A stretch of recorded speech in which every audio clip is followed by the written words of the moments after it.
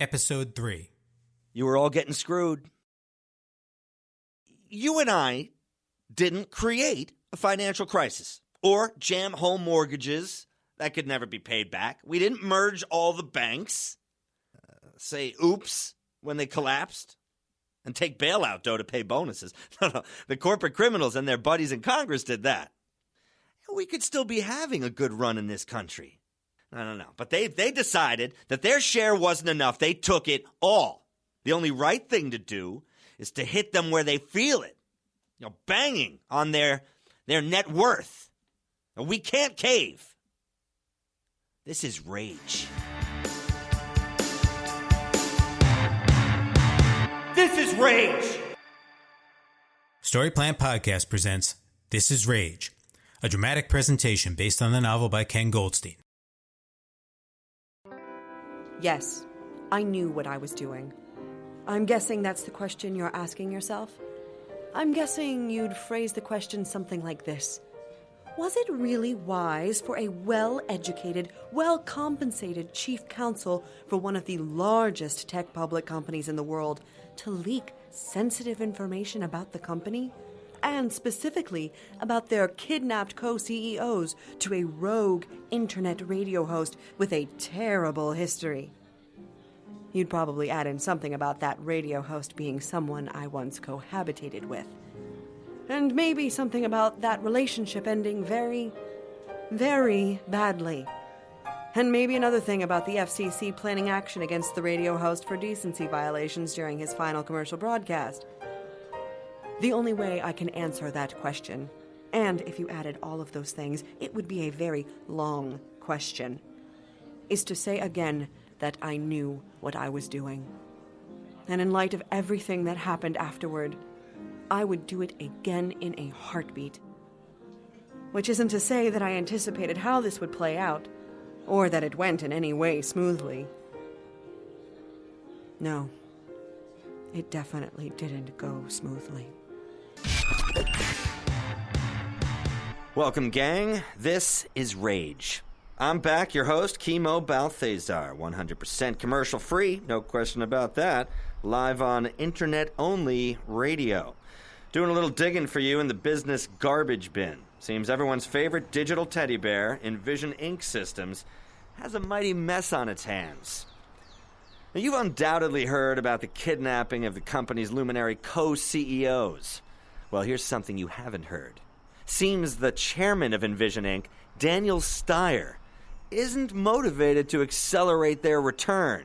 He's more worried about a merger deal with old world media giant Atom Heart Entertainment. Not yet ready to hit the forward to a friend button? Well, how about I add this special bonus? Our kidnappers, who are using the names Ben and Jerry, which is just so adorable, are holed up with a handgun in some secret locale, digesting the company's response that it isn't serving up a cent. So here's my question for the 972 of you now listening to me. Do you think this self-serving tech mogul should shell out some pocket dough to retrieve his top dogs? Or should he trust our fine government authorities to bring his founders safely back home? The ever-resourceful producer Lee Creighton linked up Skype so we can hear your voices now the way you want them heard. All right, Alien Bean from El Paso, Texas. Welcome. This is Rage. The internet is so unbelievably cool. No rules. You just exhale whatever's on your mind. That's right. And what is on yours, Miss Bean? Ransom, rescue, or no rescue? I don't know about that. But let me tell you this about Envision Inc., Kimo. They're total bullshit. That's so chill. This is like HBO. I can say bullshit on the radio. Well, you're not on the radio. You are on the internet with... Hey, how about that? 1,758 listeners and climbing. All right, what's your problem with Envision Inc.? Okay, I used to work there. It was a cool place 7 or 8 years ago. Calvin and Steven, they were way smarter than the rest of us, but they weren't assholes. Oh, that's just so cool. I can say assholes and you don't make me stop. I'm going to say that again. Assholes, big assholes, stinking Klingon ring around the anus assholes. Alien, a little context perhaps. Oh, yeah, right, sorry. Okay, so then it got weird. Okay, then it got weird. Yeah, oh, crap on me. After the company's IPO, everything changed. Employees, they spent all day staring at the stock price. They moved from these cool digs where everyone worked around a couple of tables and stuck all of us in prefab cubicles. And then it got weirder. Weirder? How? Yeah, Calvin and Steven, they weren't focused anymore. They started caravanning every year to that jerk-off Burning Man. Oh, yeah. Yeah, and then meanwhile, it was all, make the stock go up, make it go up more. But all the money went to a few executives and the board, and the dickweed VPs yelled at us a lot. Choi and Finkelman didn't share? I thought they were such model visionaries. Image police, dude! They surrounded themselves with dildo handlers, and the dildos knew every dollar we got was one less dollar for the dildos. So you left for greener pastures. Plains of Texas, dude. I did better than a lot of people. Cashed in enough to live on for a few years to study rodeo. I don't like getting yelled at. All right, good for you. Thank you for your candor, Alien Bean. We have Dark Thunder from Santa Clara, California. Welcome. This is Rage. Hey, Kimo. Glad to have you back on the job. Nothing like your voice to pass the hours. I'll take that as a compliment. All right, send us somewhere. Okay, I'm an envisioning employee too. Still on the payroll. The most interesting twist on this entire fucking turd pile is what you haven't talked about yet. The part about Adam Hart Entertainment. Yeah, I thought that was on the slimy side. Any insights? Yeah, about some inside info, dude. Yeah. I'm just pissed off enough to share with your listeners. Hey, 3921, 3,921 of them. Well, I hope that's enough to spread it because it needs to be spread. All right, let me make sure I have this right now. You are at your desk at Envision Inc. Systems in Santa Clara, and you are going to drop some inside info right here on This Is Rage? Kimo, no, I'm not stupid. I'm not at my desk where they log every keystroke.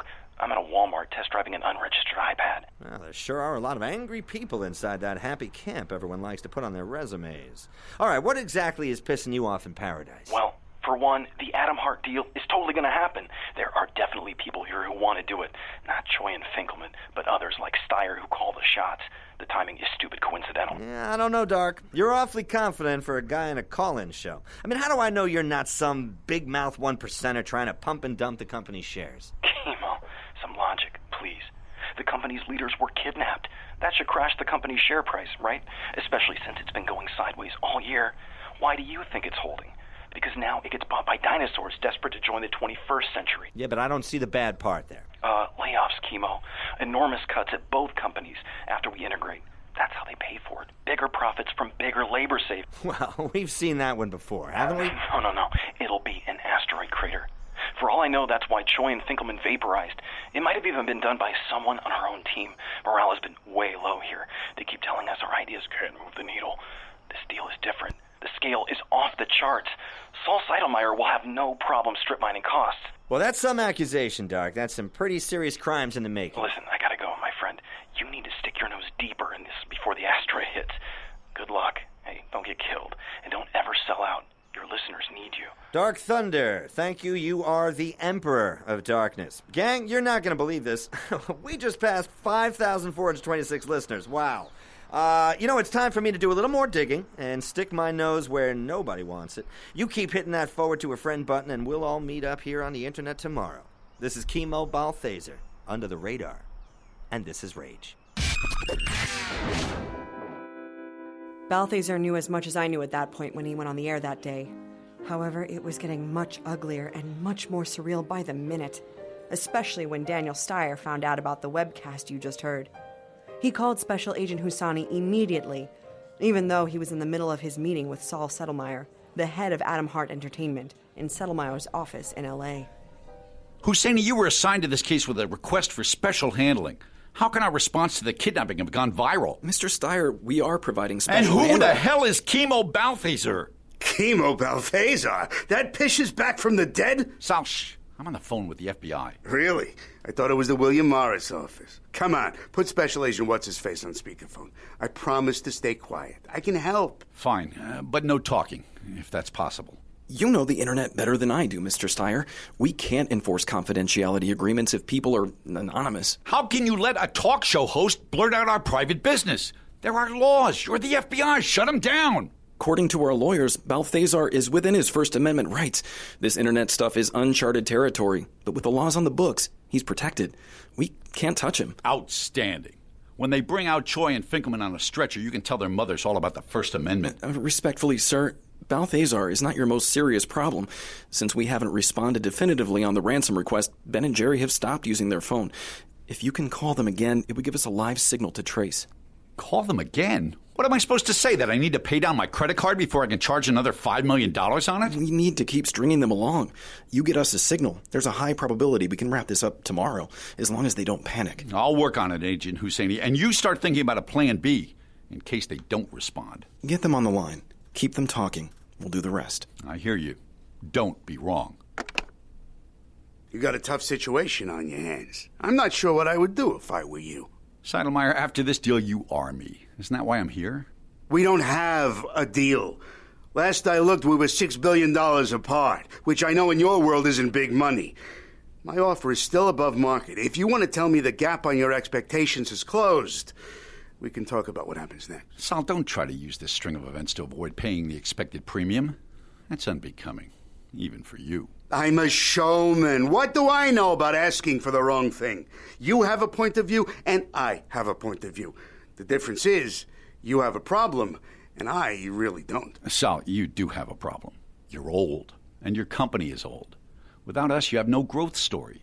Your board blames you for blowing the deal, and you get to spend more time with your grandchildren. No one will remember what you did to put Adam Hart on the map. All they'll remember is that you slept through the shift to digital. No one remembers obsolete. You're a putz, you know that? You may have more money in the vault than I do, but you haven't created anything lasting.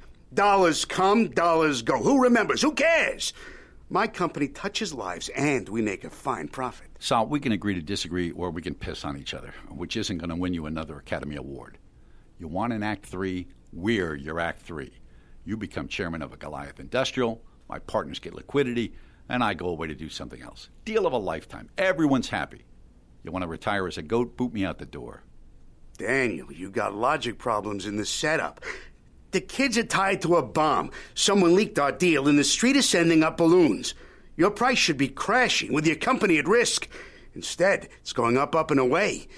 Why do you think that is? Because they think you're going to buy us, Sal. Does it make you feel good to hear me say it? Makes me feel good to know I'm not overpaying, which I won't because of some short-term Michigas. You and I need to shake hands before Ben and Jerry get put in a box and your boys come back to the cubicles. We announce the deal, your price stabilizes, and you get Troy and Finkelman to understand their future is with me. How hard does this have to be? We can't leave Troy and Finkelman in captivity much longer. I mean, how can we be certain the FBI won't blow it? I don't want them dead. You think I want them dead? I don't know code from schmode. I need them on the job. Look, those bumpkin kidnappers are bluffing. You hold tight, they'll cave. Meanwhile, let's throw the special agent in charge a bone. A little more help from the radio public. Balthazar? Kimo likes leaks. He's the best thing we got going for us. Leak him the phone number of Ben and Jerry. He puts them on the air. The FBI has a whole show to play Follow the Schmendricks. And as a little bonus prize for me, maybe we bring his share price back to earth. You're going all in with my bank account. Danny, mishpacha, listen to a little old school. You may know about bits and bytes. My business is built on storytelling. The schlubs that have your CEOs are bluffing. They will not plug your CEOs. I'll put my new last, best, and final offer, $46.5 billion on that. If I'm right and no one gets capped, you agree. But if I'm wrong and there's nothing to buy, I pay you a $2 billion breakup fee for your trouble. Fair enough.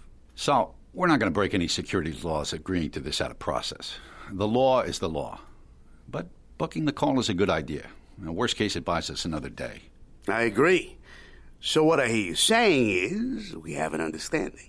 Have your people draft a term sheet for my review.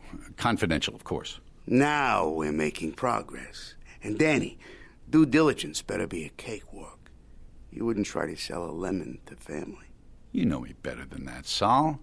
My word is my word. Terrific. You can start by writing an email sharing the Ben and Jerry hotline. I'm guessing the address would be Kimo at thisisrage.com. I don't do email, but I hear you can send it from an anonymous account. But that's your line of work. Why would I insult you? Settlemeyer was right. Balthazar jumped on Ben and Jerry's phone number like it was one of his groupies from his Cleveland days. My former dinner mate would be salivating to get Ben and Jerry on the show. He wouldn't even care about where the phone number came from. This story was Kimo Balthazar's last best chance, and he was going to make the most of it. The big question was whether Ben and Jerry would agree to appear on This Is Rage. There didn't seem to be a lot of upside for them. But if they had shown anything at this point, they had shown that they saw the world through a different lens than most of us. I guess everyone wants to be remembered for something, by accident or on purpose.